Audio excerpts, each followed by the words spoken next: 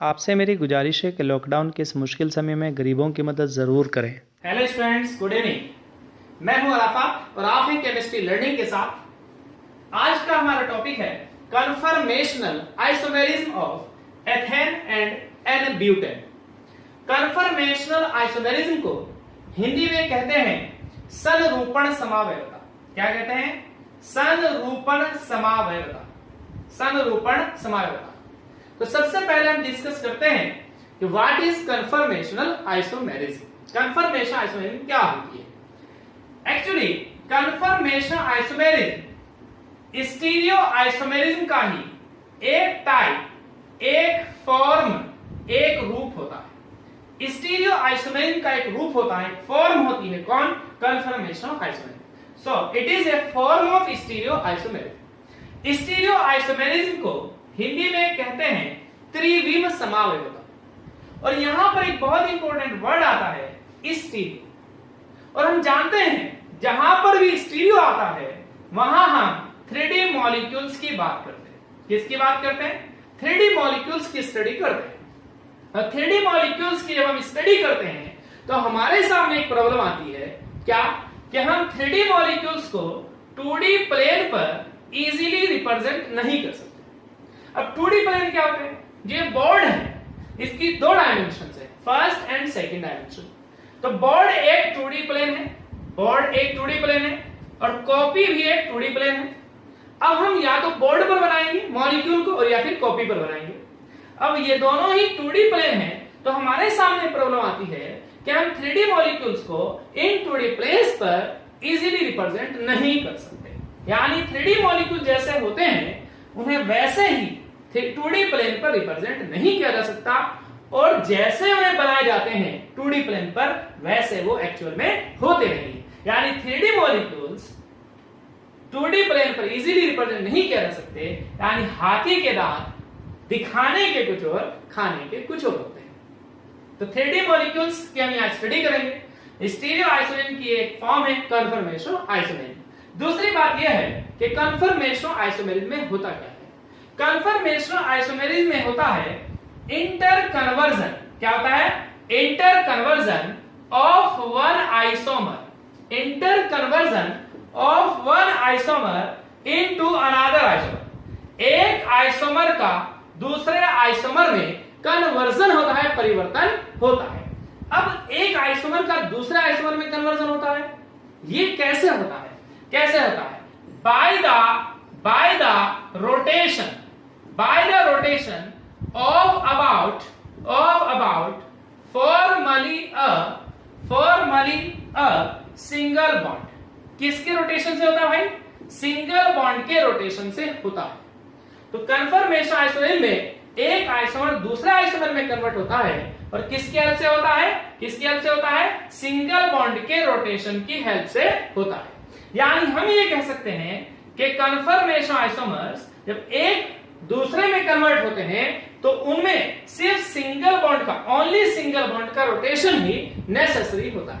अब इस बात से क्या मीनिंग है कि ओनली सिंगल बॉन्ड का रोटेशन ही नेसेसरी होता है? इस बात का मीनिंग यह है कि यहां पर सिंगल बॉन्ड का ब्रेकिंग या formation of bond, breaking of bond या फॉर्मेशन ऑफ बॉन्ड की रिक्वायरमेंट नहीं होती। यानी बॉन्ड को तोड़ने और बॉन्ड को बनाने की जरूरत यहां नहीं होती। कन्फर्मेशन आइसोमर्स को एक आइसोमर को दूसरा आइसोमर में जब कन्वर्ट किया जाता है तो वहां पर breaking of bond and formation of bond is not necessary condition. Only single bond के रोटेशन से ही एक आइसोमर दूसरे आइसोमर में कन्वर्ट हो जाता है। अब हमारे सामने क्वेश्चन यह आता है, क्या कोई ऐसे आइसोमर्स भी होते हैं जिनमें breaking of bond and formation of bond की रिक्वायरमेंट होती है? हाँ दोस्तों, ऐसे आइसोमर्स होते हैं कॉन्फिगरेशनल आइसोमर्स। कौन होते हैं? Configurational isomers. ये एक बहुत इंपॉर्टेंट क्वेश्चन आता है। What is the difference between conformational isomers and configurational isomers? Configurational isomers कौन होते हैं? कॉन्फिगरेशनल आइसोमर्स में एक आइसोमर दूसरे आइसोमर में कन्वर्ट होने के लिए ओनली सिंगल बॉन्ड का रोटेशन ही नेसेसरी नहीं होता। यानी सिंगल बॉन्ड के रोटेशन से एक आइसोमर दूसरा आइसोमर में कन्वर्ट नहीं हो सकता, बल्कि क्या करना पड़ता है, ऐसे आइसोमर को, कॉन्फ़िगरेशन आइसोमर को एक आइसोमर से दूसरा आइसोमर में कन्वर्ट करने के लिए breaking of bond and formation of bond की रिक्वायरमेंट होती है, यानी it is a necessary condition. तो configuration isomers and conformation isomers में क्या मेजर डिफरेंस हुआ? कन्फर्मेशन आइसोमर्स को एक दूसरे में कन्वर्जन करने के लिए ओनली सिंगल बॉन्ड का रोटेशन ही नेसेसरी होता है। Breaking of bond and formation of bond is not a necessary condition. While in configuration isomers, breaking of bond and formation of bond is a necessary condition for the conversion of one isomer into another isomer. Configuration isomers के examples क्या होते हैं? आपने जब geometrical isomerism पढ़ी, आपने cis and trans isomers को discuss किया। सिस एंड ट्रांस आइसोमर्स को आपने डिस्कस किया। डबल बॉन्ड्स वाले कंपाउंड्स में आपने ऐसे आइसोमर्स जनरली देखे हैं। ऐसा नहीं है सिंगल बॉन्ड्स वालों में नहीं होते हैं, वो हम तब बात करेंगे जब हम कभी सिस एंड ट्रांस आइसोमेर डिस्कस करेंगे। सिस एंड ट्रांस आइसोमेर के केस में अगर आपको सिस आइसोमर को ट्रांस आइसोमर में या ट्रांस आइसोमर को सिस आइसोमर में कन्वर्ट करना है, तो आपको बॉन्ड को ब्रेक करना और बॉन्ड का फॉर्मेशन जरूरी होता है। आप सिंगल बॉन्ड के रोटेशन से ही एक आइसोमर को दूसरे आइसोमर में कन्वर्ट नहीं कर सकते। It is the major difference between conformation isomers and configurational isomers. Clear है दोस्तों? तो फिर ये बात आती है, अब कन्फर्मेशन आइसोमर्स कैसे कंपाउंड्स में पाए जाएंगे? कन्फर्मेशन आइसोमर कैसे कंपाउंड्स में पाए जाएंगे, इस बात को हम यहां पर बहुत डिटेल में समझेंगे। दोस्तों, कन्फर्मेशन जो आइसोमर्स होते हैं वो सिंगल बॉन्ड्स वाले कंपाउंड्स में पाए जाते हैं, यानी ऐसे कंपाउंड्स में पाए जाते हैं जिनमें ओनली सिंगल बॉन्ड्स होते हैं। यानी कन्फर्मेशन आइसोमर किसमें पाई जाएगी? एल्केन्स में पाई जाएगी। किसमें पाई जाएगी? एल्केन्स में पाई जाएगी। क्यों पाई जाएगी एल्केन्स में? क्योंकि एल्केन्स में ओनली सिंगल बॉन्ड्स ही प्रेजेंट होते हैं। एल्केन्स में ओनली सिंगल बॉन्ड्स ही प्रेजेंट होते हैं। अब सिंगल बॉन्ड्स में ऐसी क्या खास बात है कि सिंगल बॉन्ड्स वाले कंपाउंड्स में ही पाई जाएगी? दोस्तों, आप बहुत अच्छे से जानते हैं कि जो सिंगल बॉन्ड्स का रोटेशन होता है, सिंगल बॉन्ड का जो रोटेशन होता है वो इजीली रोटेशन होता है। कैसा रोटेशन होता है? सिंगल बॉन्ड्स का इजीली रोटेशन होता है। इजीली रोटेशन होने से क्या मतलब है? एक रोटेशन रेस्ट्रिक्टेड रोटेशन होता है। कैसा होता है? रेस्ट्रिक्टेड रोटेशन होता है, जो सिंगल बॉन्ड में नहीं होता। सिंगल बॉन्ड में कैसा रोटेशन होता है भाई? कैसा? इजीली रोटेशन होता है। क्लियर है? तो क्योंकि सिंगल बॉन्ड्स वाले कंपाउंड्स में इजीली रोटेशन होता है, तो इसलिए एक आइसोमर सिर्फ सिंगल बॉन्ड के रोटेशन से ही दूसरे आइसोमर में कन्वर्ट हो जाता है। क्लियर? लेकिन अगर किसी मॉलिक्यूल में, किसी कंपाउंड में डबल बॉन्ड आ जाए, क्या आ जाए? किसी कंपाउंड में डबल बॉन्ड आ जाए, तो वहां पर दो एटम्स के बीच बने डबल बॉन्ड में, फॉर एग्जांपल कार्बन के बीच यहां डबल बॉन्ड है। जहां डबल बॉन्ड होता है वहां एक सिग्मा बॉन्ड और एक पाई बॉन्ड होता है। तो यहां पर पाई बॉन्ड आ जाने की वजह से, यहां पर डबल बॉन्ड आ जाने की वजह से इसका जो रोटेशन है वो कैसा हो गया? रेस्ट्रिक्टेड रोटेशन हो गया। क्लियर है? कैसा रोटेशन? रेस्ट्रिक्टेड रोटेशन हो गया है। क्लियर? लेकिन अगर हम एल्केन्स में देखें, किसमें देखें? अगर हम एल्केन्स में देखें तो यहां पर दो कार्बन के बीच में कैसा बॉन्ड है? ओनली सिग्मा बॉन्ड है। कैसा बॉन्ड है? सिग्मा बॉन्ड है। और सिग्मा बॉन्ड का रोटेशन कैसा होता है? इजीली रोटेशन होता है। क्लियर है? क्लियर? तो सिंगल बॉन्ड का रोटेशन इजीली रोटेशन होता है, लेकिन डबल बॉन्ड का रोटेशन रेस्ट्रिक्टेड रोटेशन हो जाता है। मैं इस बात को ऐसे एक्सप्लेन कर सकता हूं। देखिए, फॉर एग्जांपल अगर आप एक सीढ़ी बनाए, क्या बनाए? सीढ़ी बनाए। अब सीढ़ी में दो लंबे डंडे आप ले लेते हैं। क्लियर है? एक आप यहां पर छोटा डंडा यहां पर आपने लिया और यहां पर कील लगा दी। क्लियर है दोस्तों? अब आप देखना, इन दो लंबे डंडों को फॉर एग्जांपल ये दो लंबे डंडे हैं, इन्हें आप यहां से बोर्ड से यहां उठाइए और यहां खड़े कर लीजिए। क्लियर है? अब आप देखिएगा इन दो डंडों के बीच में अगर हम एक छोटा डंडा लगाएंगे और यहां पर कील लगा देंगे। क्लियर? अभी हमने इन दो लंबे डंडों को दोनों हाथों से पकड़ रखा है और हमने यहां पर एक छोटा डंडा लगा दिया और यहां पर पेंच फिक्स कर दी, कील हमने यहां लगा दी। अब देखिएगा दोस्तों, आप अगर आपने एक हाथ से एक लंबा डंडा छोड़ दिया, सिर्फ एक हाथ से एक डंडे को पकड़ के रखा और जो दूसरे हाथ से दूसरा डंडा पकड़ रखा था उसे छोड़ दिया। अब क्या होगा? अगर आपने इस हाथ से डंडा, ये वाला डंडा पकड़ रखा है और ये वाला छोड़ दिया है, तो ये डंडा जिसे आपने छोड़ा है या तो वो इधर गिर जाएगा, घूम जाएगा, और या फिर इधर गिर जाएगा, यानी वो ऐसे ही खड़ा नहीं रहेगा। क्लियर है? मींस यहां पर अभी हमने सिंगल बॉन्ड लिया है, ये छोटा डंडा for example like a single bond, यहां पर हमने अभी सिंगल बॉन्ड दो एटम्स के बीच में लिया है। तो जब सिंगल बॉन्ड है तो इसका रोटेशन या तो इधर हो रहा है या इधर हो रहा है, मतलब इजीली रोटेशन हो रहा है। मतलब अगर हम एक एटम को यहां फिक्स कर दें और दूसरे एटम का रोटेशन देखें तो सिंगल बॉन्ड होने पर ये जो रोटेशन है वो इजीली रोटेशन हो रहा है। लेकिन अब आप देखिएगा, अगर हमने इन दो लंबे डंडों पर एक जो छोटा डंडा लगाया, इसके साथ साथ हमने दूसरा डंडा यहां पर भी लगा दिया और यहां एक कील और एक कील यहां लगा दी। अब आप क्या करेंगे? आप दो लंबे डंडों को दोनों हाथ से अगर पकड़ के रखेंगे तो भी ये ऐसे ही रहेंगे, और अगर आपने एक डंडे को एक हाथ से छोड़ दिया तो भी दोनों डंडे खड़े रहेंगे, इनमें से ये डंडा या ये डंडा नहीं गिरेगा। क्यों नहीं गिरेगा दोस्तों? क्योंकि अब यहां पर दो छोटे डंडे आ गए, लाइक डबल बॉन्ड आ गया, डबल बॉन्ड यहां पर बन गया दो एटम्स के बीच में। तो इसका मतलब क्या हुआ कि जैसे ही डबल बॉन्ड आया तो इन दोनों डंडों को, दो लंबे डंडों को इसने गिरने से यानी रोटेट होने से रोक दिया है। इस बात का मतलब क्या है कि किन्हीं दो एटम्स के बीच में या किन्हीं दो कार्बन एटम्स के बीच में अगर डबल बॉन्ड आ जाता है तो डबल बॉन्ड के आने से जो रोटेशन है बॉन्ड का वो रुक जाता है, और बॉन्ड के रोटेशन के रुक जाने को हम क्या कहते हैं? रेस्ट्रिक्टेड रोटेशन कहते हैं। चलिए, तो सीधी बात दोस्तों ये है कि जहां पर डबल बॉन्ड होता है वहां पर रेस्ट्रिक्टेड रोटेशन होता है, और जहां पर सिंगल बॉन्ड होता है वहां पर रोटेशन कैसा होता है? इजीली होता है। इसलिए क्योंकि सिंगल बॉन्ड का रोटेशन इजीली होता है, इसलिए सिंगल बॉन्ड वाले कंपाउंड में कौन पाया जाता है? कन्फर्मेशन आइसोमेरिज्म पाई जाती है। और कॉन्फिगरेशन आइसोमर्स में, सिस एंड ट्रांस आइसोमर्स के केस में, ज्योमेट्रिकल आइसोमेरिज्म के केस में रेस्ट्रिक्टेड रोटेशन का होना जरूरी होता है। इसलिए जनरली ज्योमेट्रिकल आइसोमेरिज्म वहां पाई जाती है जहां पर रेस्ट्रिक्टेड रोटेशन होता है। खैर, ज्योमेट्रिकल आइसोमेरिज्म की बात हम बाद में करेंगे। हम आते हैं फिर से अपने टॉपिक पर कि कन्फर्मेशन आइसोमेरिज्म कहां पाई जाती है? एल्केन्स में पाई जाती है। क्यों पाई जाती है? क्योंकि एल्केन्स में ओनली सिंगल बॉन्ड्स होते हैं। सिंगल बॉन्ड्स से क्या मतलब है कि सिंगल बॉन्ड का जो रोटेशन होता है वो इजीली होता है। क्लियर है दोस्तों? इजीली रोटेशन होने की वजह से ही एक कन्फर्मेशन आइसोमर दूसरे कन्फर्मेशन आइसोमर में इजीली रोटेशन से ही बॉन्ड के, सिंगल बॉन्ड के इजीली रोटेशन से एक दूसरे में कन्वर्ट हो जाते हैं।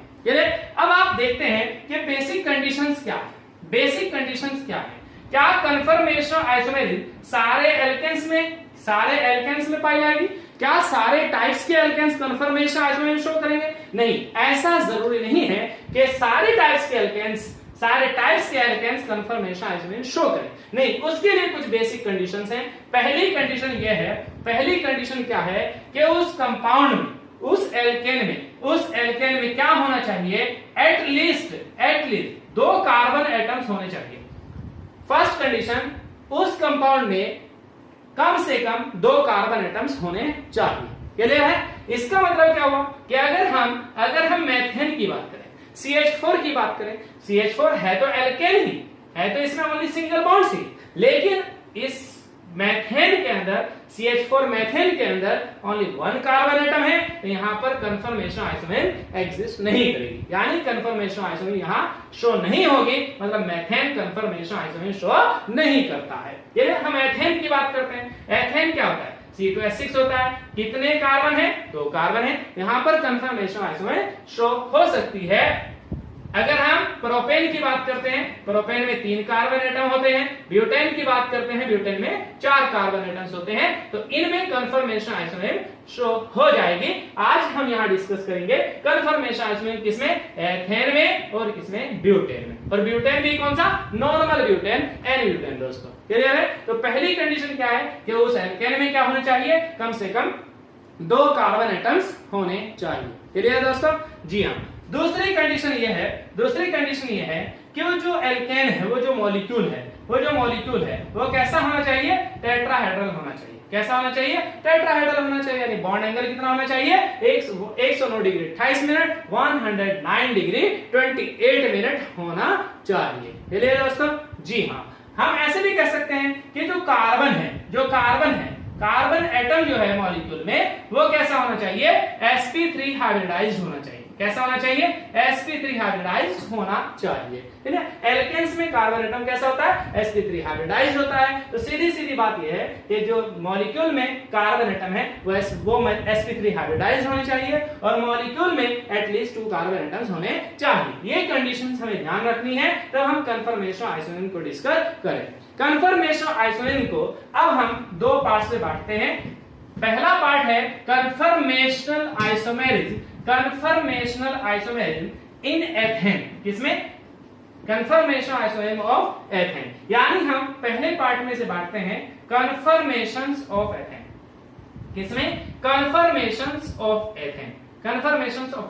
अब एथेन का फॉर्मूला क्या है, एथेन का फॉर्मूला है C2H6। क्या है, C2H6। चलिए हम इसे ऐसे लिख लेते हैं, C2H6 को 2 कार्बन एटम है और 6 हाइड्रोजन एटम्स है। चलिए ये एथेन का फॉर्मूला है। चलिए दोस्तों, जी तो अब देखिए, आप कन्फर्मेशंस ऑफ एथेन को रिप्रेजेंट हमें करना है, तो हमें क्या करना है, कन्फर्मेशंस ऑफ एथेन को रिप्रेजेंट करने के लिए यहां पर हमें दो फॉर्मूला की हेल्प चाहिए। पहला फॉर्मूला है सोहर्स फॉर्मूला। कौन सा फॉर्मूला, सोहर्स फॉर्मूला। कौन सा, सोहर्स फॉर्मूला। और दूसरा फॉर्मूला है न्यूमैन प्रोजेक्शन फॉर्मूला। कौन सा फॉर्मूला है, न्यूमैन प्रोजेक्शन फॉर्मूला। दोस्तों पहला है सोहर्स फॉर्मूला और दूसरा है न्यूमैन प्रोजेक्शन फॉर्मूला। अब ये दोनों फॉर्मूले क्या है, देखिए सोहर्स और न्यूमैन जो फॉर्मूला होता है ये क्या होते हैं, ये दोनों क्या होते हैं, सिंपल मेथड्स होते हैं। क्या होते हैं, सिंपल मेथड्स होते हैं। किस लिए होते हैं सिंपल मेथड्स, जिनकी हेल्प से हम 3D मॉलिक्यूल को 2D प्लेन पर इजीली रिप्रेजेंट कर सकते हैं। हमने बताया था कि 3D molecule can not be represented on 2D plane easily, लेकिन सोहर्स एंड न्यूमैन ने क्या बताया कि हमारे तरीके से, यानी उन्होंने एक तरीका दिया, एक फॉर्मूला दिया, एक रिप्रेजेंटेशन दिया जिससे हम किसी 3D मॉलिक्यूल को 2D प्लेन पर रिप्रेजेंट कर सकते हैं। क्या कर सकते हैं, 3D मॉलिक्यूल को 2D प्लेन पर रिप्रेजेंट कर सकते हैं। तो 3D मॉलिक्यूल को 2D प्लेन पर रिप्रेजेंट करने के लिए हमें किसकी हेल्प लेनी पड़ेगी, सोहर्स फॉर्मूला और न्यूमैन प्रोजेक्शन फॉर्मूला की हेल्प लेनी पड़ेगी।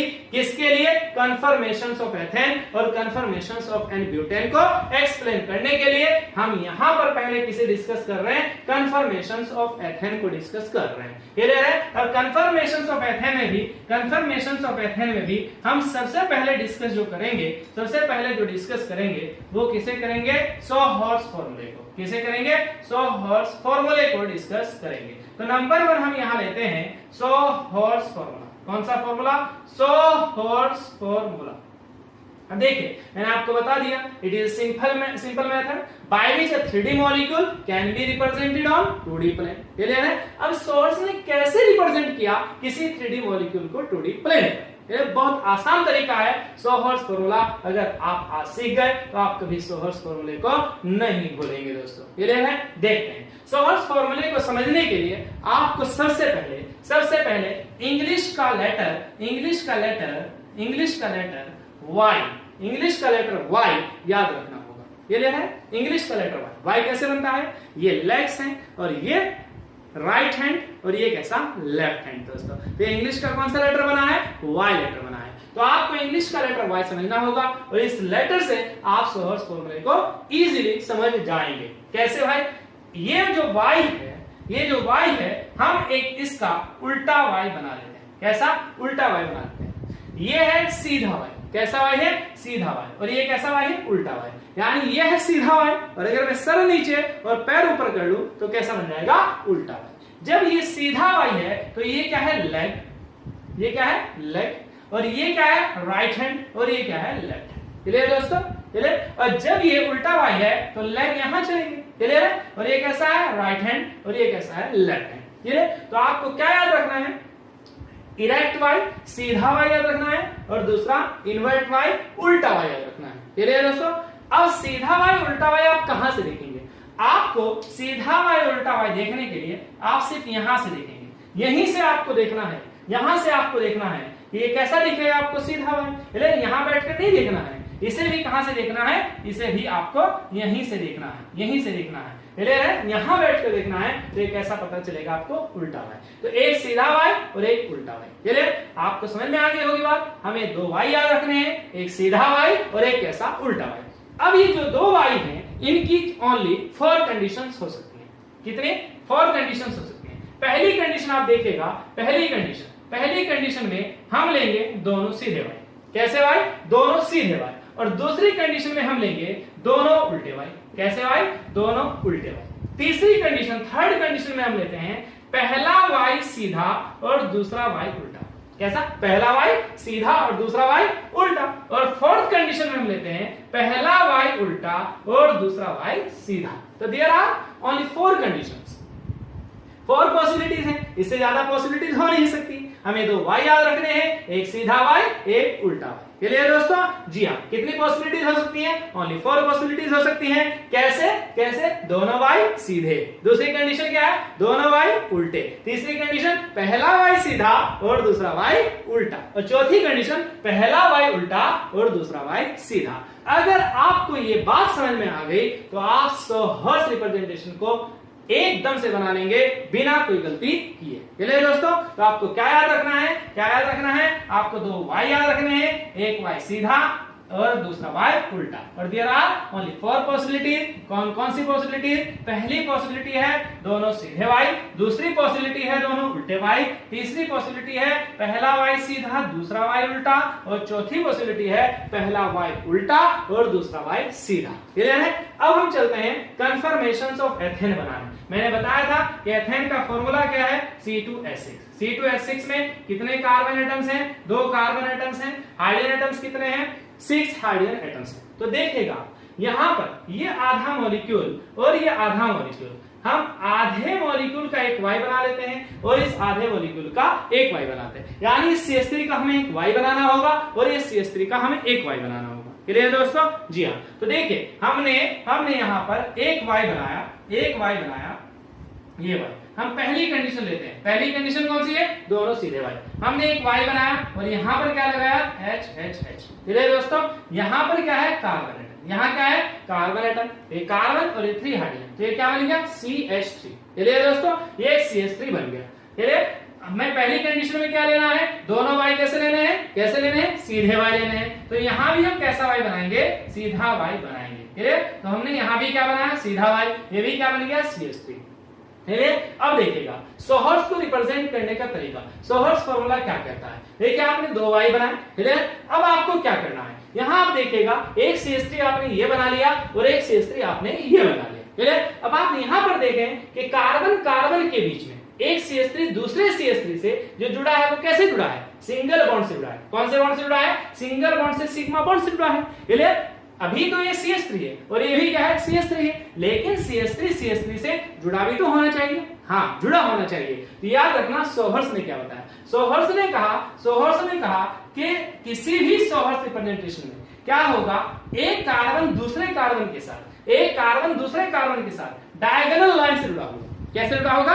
डायगोनल लाइन से जुड़ा होगा। तो आपको क्या बात याद रखनी है दोस्तों?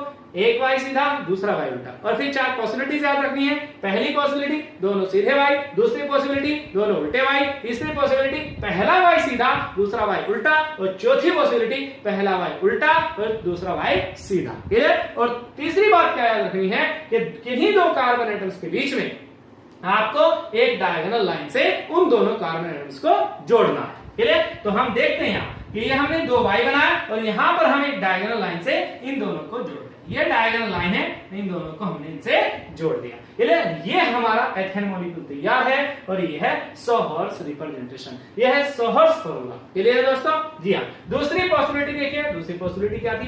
दोनों वाई थे उल्टे। क्लियर? एक वाई हमने बनाया उल्टा।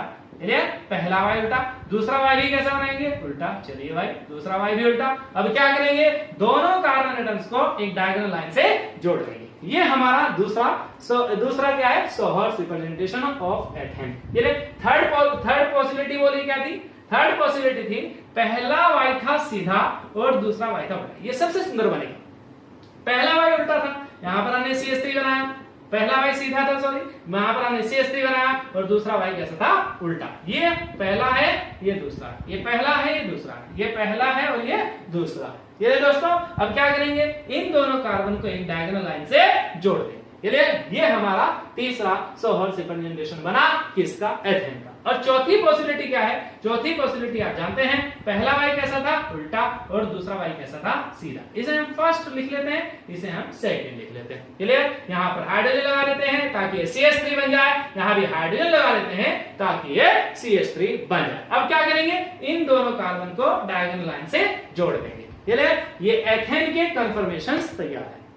क्लियर, अब आपको एक बात क्या याद रखनी, ये तो आप सीख गए कि सोहर्स कन्फर्मेशंस ऑफ एथेन कैसे बनाते हैं। क्लियर दोस्तों, आपको पता है हमने 4 पॉसिबिलिटी दी। पहली पॉसिबिलिटी में दोनों सीधे वाई लिए, दूसरे में दोनों उल्टे वाई लिए, तीसरे में पहला सीधा दूसरा उल्टा, और चौथी में पहला उल्टा दूसरा सीधा वाई लिया। और फिर क्या किया, 2 कार्बन एटम्स को एक डायगोनल लाइन से कनेक्ट करने का काम किया है। क्लियर, अब आप आगे सीखेंगे इस कन्फर्मेशन का नाम क्या है।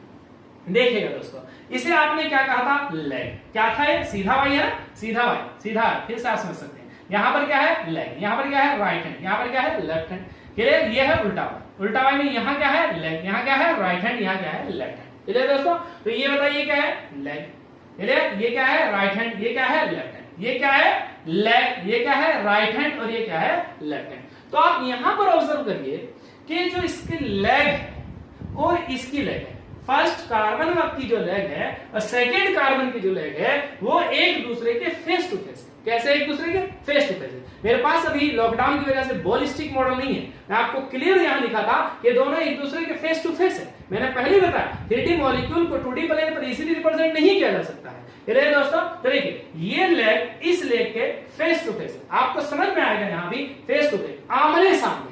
ये दोस्तों फेस टू फेस। अब यहां देखिएगा, ये राइट हैंड इस राइट हैंड के फेस टू फेस है, राइट हैंड के फेस टू फेस है, यहाँ लेफ्ट हैंड के फेस टू फेस। क्लियर है, जी हाँ। तो ये इसके फेस टू फेस, लेग के face to face, right hand के फेस टू फेस, और लेफ्ट हैंड के फेस टू फेस। आप देखना दोस्तों, जब आपने यहां देखा कि लेग के face to face, right hand के फेस टू फेस, और लेफ्ट हैंड के फेस टू फेस है, तो ये जो हमारा कंफर्मेशन है, इसे हम बोलेंगे एक्लिप्स्ड कंफर्मेशन। क्या बोलेंगे इसे दोस्तों, एक्लिप्स्ड कंफर्मेशन। वैसे कौन सा है, सोहर्स में भी कौन सा है, एक्लिप्स्ड। याद रखना, एक्लिप्स्ड कंफर्मेशन। क्यों है ये एक्लिप्स, क्योंकि इसमें लेग के face to face, right hand के फेस टू फेस, और लेफ्ट हैंड के फेस टू फेस। और याद करने का मैं आपको एक ट्रिक भी बता दूंगा ताकि आप कभी नहीं भूलेंगे। अब यहां देखते हैं आप, यहां देखिए ये उल्टा वाई है, तो ये क्या है, लेग। ये कैसा है, राइट हैंड, ये कैसा है, लेफ्ट हैंड। ये भी उल्टा वाई है, ये क्या है, लेग, ये कैसा है, राइट हैंड, ये कैसा है, लेफ्ट हैंड। देखिए लेग के face to face, right hand के फेस टू फेस, और लेफ्ट हैंड के फेस टू फेस है। तो ये भी कैसा है, ये भी कैसा है, एक्लिप्स्ड कंफर्मेशन है। कैसा है, एक्लिप्स्ड कंफर्मेशन। तो ये दोनों क्या है, एक्लिप्स्ड कंफर्मेशंस ऑफ एथेन है, सोहर्स कंफर्मेशंस है, और सोहर्स के अंदर भी कैसे हैं, एक्लिप्स्ड कंफर्मेशंस। अब हम यहां आते हैं थर्ड कैटेगरी पर। थर्ड कैटेगरी में आप देखिए, पहला वाई कैसा था, सीधा, तो ये क्या है भाई, लेग है, ये क्या है, राइट हैंड, ये क्या है, लेफ्ट हैंड। क्लियर है, यहां पर देखिए सेकंड वाई कैसा है, उल्टा वाई। क्लियर है, दोनों वाई सीधे, दोनों वाई उल्टे, पहला वाई सीधा, दूसरा वाई उल्टा। जब ये उल्टा वाई है तो ये लेग यहां है, और ये क्या है, लेफ्ट हैंड, और ये क्या है, राइट हैंड। क्लियर दोस्तों, चलिए यहां पर अब देखिएगा, इसकी जो लेग है और इसकी जो लेग है, वो बताइए कहां है, क्या फेस टू फेस है, क्या ऐसे फेस टू फेस है, ऐसे फेस टू फेस है, नहीं, ये लेग यहां है और ये लेग यहां है। तो ये दोनों कहां है, एक दूसरे से अपोजिट है, एक दूसरे से अपोजिट। कितने डिग्री एंगल पर, 180 डिग्री एंगल पर दोस्तों। कितने, ये दोनों एक दूसरे के अपोजिट है। क्लियर दिख रहा होगा आपको, ये देखिए आप, यहां पर राइट हैंड के क्या है, अपोजिट है। राइट हैंड यहां नहीं है, राइट हैंड यहां है, इसका राइट हैंड यहां है, इसका राइट हैंड यहां है। तो दोनों कहां है, एक दूसरे के अपोजिट, यानी 180 डिग्री एंगल पर। चलिए दोस्तों, अब लेफ्ट हैंड देखेगा, ये इसका लेफ्ट हैंड और ये इसका लेफ्ट हैंड, ये भी कहां है, एक दूसरे से 180 डिग्री एंगल पर है। चलिए, इसलिए ये कंफर्मेशन एक्लिप्स्ड नहीं है, बल्कि कैसा है, स्टेगर्ड कंफर्मेशन। कैसा है दोस्तों, स्टेगर्ड कंफर्मेशन ऑफ एथेन है। कैसा है, स्टेगर्ड कंफर्मेशन ऑफ एथेन है। क्लियर है? क्यों है स्टेगर्ड? क्यों है स्टेगर्ड? लेग लेग के अपोजिट है, राइट हैंड के अपोजिट है, लेफ्ट हैंड के अपोजिट है, यानी ये 180 डिग्री पर, ये 180 डिग्री पर और ये 180 डिग्री पर है, इसलिए कैसा है? स्टेगर्ड कन्फर्मेशन है दोस्तों। यहां पर देखिएगा फोर्थ पॉसिबिलिटी में, आपको पता है फोर्थ पॉसिबिलिटी में पहला वाई उल्टा और दूसरा वाई सीधा। तो हम देखते हैं यहां इसकी लेग कहां है? ये लेग है, ये क्या है? राइट हैंड और ये क्या है? Left hand. क्लियर? इसकी लेग बताइए, सीधा वाई है, ये लेग है और ये क्या है? राइट हैंड और ये क्या है? Left hand. अब आप देखिएगा लेग लेग के कहां है? अपोजिट। राइट हैंड के कहां है? अपोजिट। लेफ्ट हैंड के कहां? अपोजिट। तो ये भी कैसा है? ये भी कैसा है? Staggered conformation. कैसा है ये? Staggered conformation. तो हमने जो 4 कन्फर्मेशंस बनाए, इनमें 2 एक्लिप्स कन्फर्मेशन है और 2 स्टेगर्ड कन्फर्मेशन है। अब आप याद कैसे करेंगे? देखिएगा, जो पहली कंडीशन थी जिसमें दोनों वाई सीधे थे वो भी एक्लिप्स, और जो दूसरी कंडीशन थी जिसमें दोनों वाई उल्टे थे वो भी कैसा है? एक्लिप्स कन्फर्मेशन है। यानी सीधी सीधी बात आप याद रख लेना, अगर दोनों वाई सीधे हैं या दोनों वाई उल्टे हैं तो कैसा होगा? एक्लिप्स कन्फर्मेशन होगा। क्लियर है? लेकिन याद रखना थर्ड और फोर्थ पॉसिबिलिटी में आप देखिए, थर्ड पॉसिबिलिटी में क्या है? पहला वाई सीधा, दूसरा वाई उल्टा। फोर्थ में क्या? पहला वाई उल्टा और दूसरा वाई सीधा।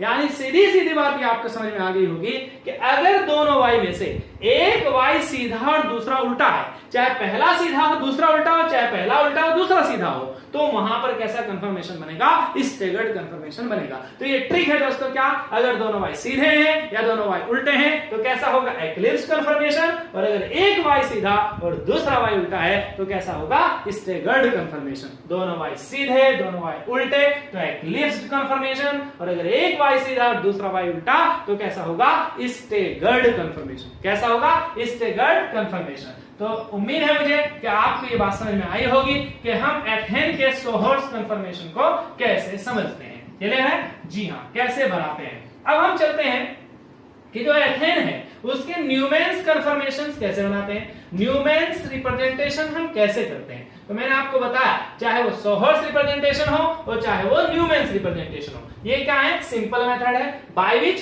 3D molecule can be represented on a 2D plane. अब आप न्यूमेन्स रिप्रेजेंटेशन देखिए, तो नंबर बी पर हम चलते हैं, न्यूमैन प्रोजेक्शन फॉर्मूला। कौन सा फॉर्मूला? Newman projection formula. किसके लिए देख रहे हैं हम?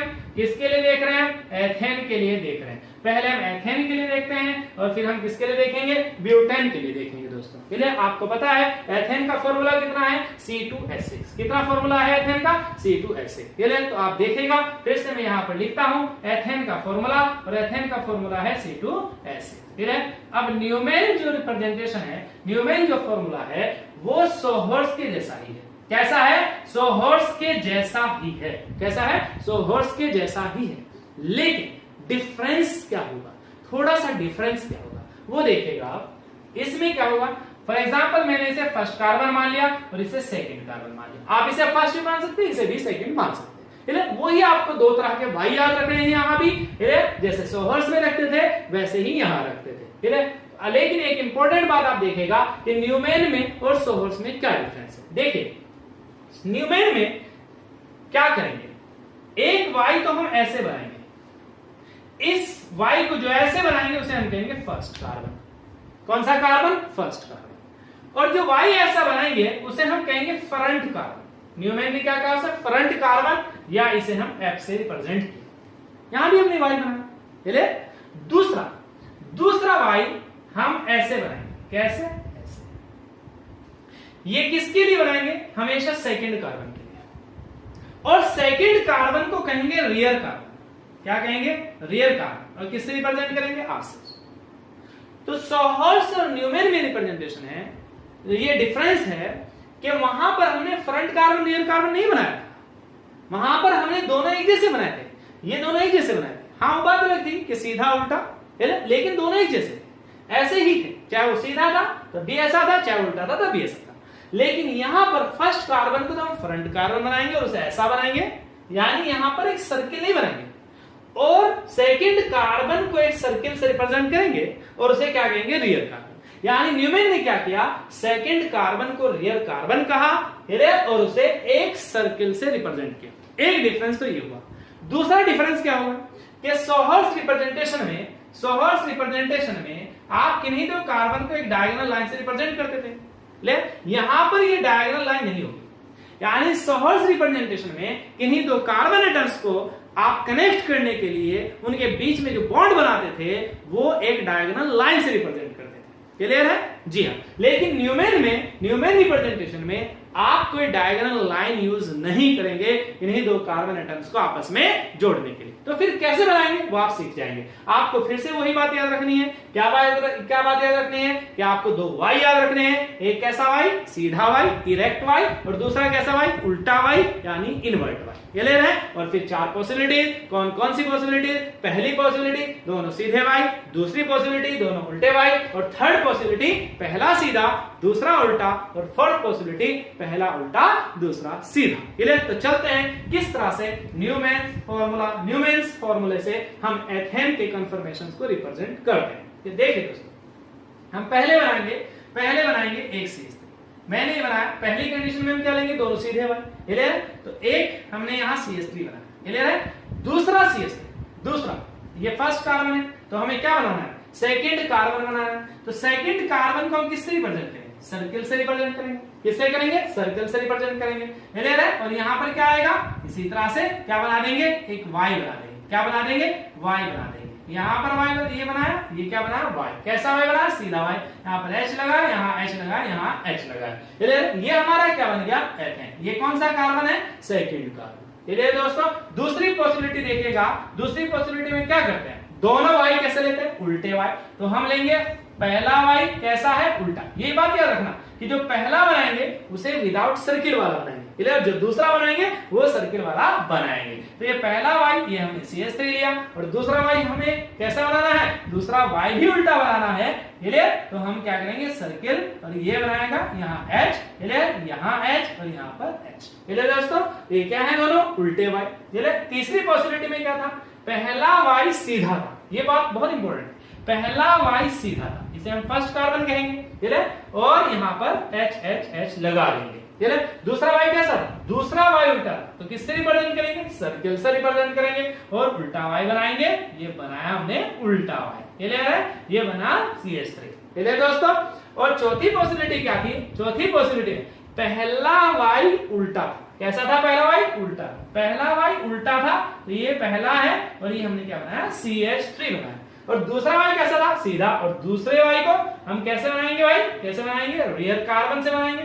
तो रियर कार्बन से बनाएंगे। क्लियर है? और कैसा था? सीधा Y। कैसा था? सीधा Y। तो हमने सीधा Y बनाया। क्लियर? ये हमारे जो कन्फर्मेशंस हुए ये किसके हुए? एथेन के। और किस फॉर्मूले से हमने इन्हें रिप्रेजेंट किया? न्यूमैन प्रोजेक्शन फॉर्मूला से रिप्रेजेंट किया। अब फिर हम इनमें वही देखेंगे, वही बात देखेंगे कि इनमें कौन एक्लिप्स्ड है और कौन इनमें स्टेगर्ड है। देखिए दोस्तों, पहली कंडीशन क्या थी? पहले में क्या पॉसिबिलिटी थी? दोनों Y सीधे थे, दूसरे में दोनों Y उल्टे थे। इसलिए मैंने आपको वहां भी बताया था, इसके लेग के face to face, right hand के face to face, left hand के फेस टू फेस है। क्लियर है? यहां भी देख लीजिए, लेग के face to face, right hand के फेस टू फेस, और लेफ्ट हैंड के फेस टू फेस है। इसलिए ये दोनों कैसे हैं? एक्लिप्स्ड। कैसे हैं दोनों? ये एक्लिप्स्ड कन्फर्मेशंस। कैसे हैं दोनों कन्फर्मेशन? एक्लिप्स्ड कन्फर्मेशंस हैं। कैसे, किससे रिप्रेजेंट किया हमने? न्यूमैन प्रोजेक्शन फॉर्मूले से रिप्रेजेंट किया, और है कैसे? ये एक्लिप्स्ड कन्फर्मेशंस हैं। चलिए दोस्तों, यहां पर देखते हैं। यहां लेग के अपोजिट है, लेग के अपोजिट है, राइट हैंड के अपोजिट है, और लेफ्ट हैंड के अपोजिट है। यहां भी देखिएगा, लेग के अपोजिट है, इसका राइट हैंड इसके राइट हैंड के अपोजिट है, इसका लेफ्ट हैंड इसके लेफ्ट हैंड के अपोजिट है। ये दोनों कैसे हैं? फिर स्टेगर्ड कन्फर्मेशन। कैसे हैं ये दोनों? स्टेगर्ड कन्फर्मेशन है। मैंने आपको वही बात बताई थी, वही ट्रिक बताई थी कि एक्लिप्स में क्या, एक्लिप्स कब बनेंगे? जब दोनों Y सीधे होंगे या दोनों Y उल्टे होंगे। और अगर एक Y सीधा और दूसरा Y उल्टा है तो क्या बनेगा? स्टेगर्ड कन्फर्मेशंस बनेंगे दोस्तों। एक्लिप्स और स्टेगर्ड को आप ऐसे पहचान लेंगे। ये हमारे दो टाइप हुए इसके कन्फर्मेशंस ऑफ एथेन के, जिन्हें हमने दो तरीकों से रिप्रेजेंट किया, एक सहर्ष फॉर्मूले से और दूसरे न्यूमैन प्रोजेक्शन फॉर्मूले से।